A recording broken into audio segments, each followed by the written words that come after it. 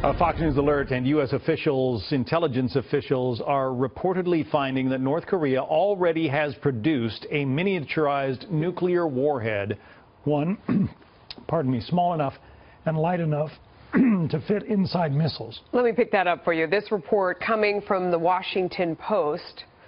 Ari Fleischer is a former press secretary for President George W. Bush. He is a Fox News contributor as well. Ari, thank you for reacting to this breaking news now as we have it. What do you think?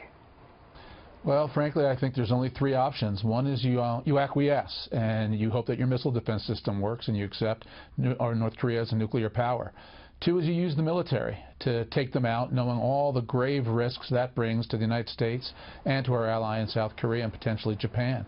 And the third, and this is my preferred outcome, is you do everything possibly economically and through espionage to help the regime collapse from within. And if it collapses from within, then you have to hope that there will be people who pick up leadership from there who don't want nuclear weapons and will abandon them, as has been the case with Libya, South Africa, although it was a different cause in South Africa. There is a precedent for that. That does seem like such a dicey option, though, Ari, given, I mean, if you look at just the chaos that we've seen ensue in Syria, you look at Iraq, you look at Afghanistan, I mean, all these places that have fallen into chaos and seem to have gotten worse, sort of like you're delaying the problem. I don't know, there's a lot of risk there.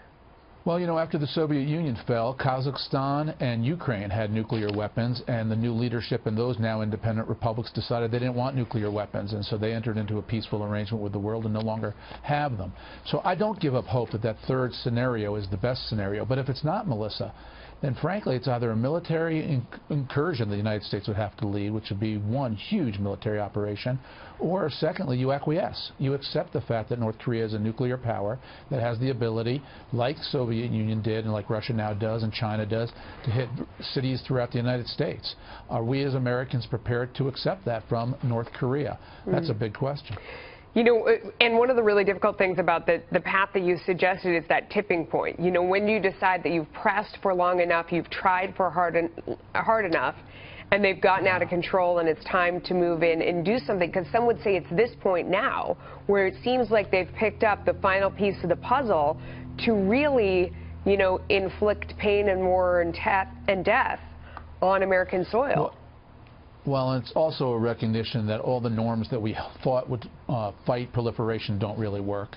When you look at what the United Nations' job is to fight proliferation, when you look at groups in Vienna to fight proliferation, and certainly bipartisan approaches from the last three administrations to fight proliferation in North Korea, none of it's worked. The truth is, time and technology are not on the side of the United States.